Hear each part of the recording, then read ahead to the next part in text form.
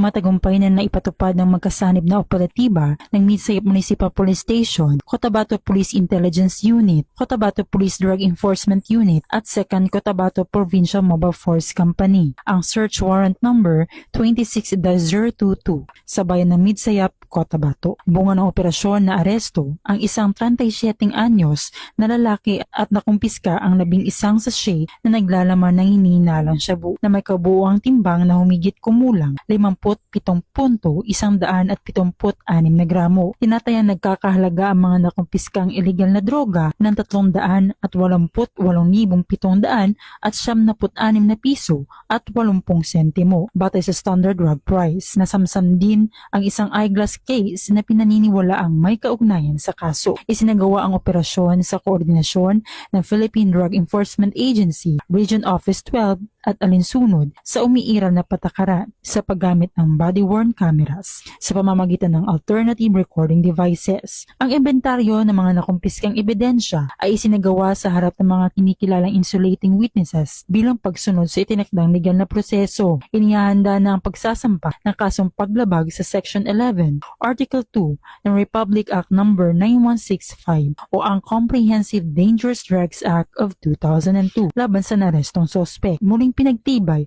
ng Midsayap Municipal Police Station ang kanilang matatag na paninindigan na paigtingin ang kampanya laban sa illegal na droga upang mapanatili ang kapayapaan, kaayusan at kaligtasan ng komunidad. Mula dito sa Cotabato Police Provincial Office, ako po si Police Corporal Bernadette Himalaya Camino, nag-uulat mula sa Police News Network. Bagong PNP para sa bagong Pilipinas, serbisyong mabilis, tapat at nararamdaman.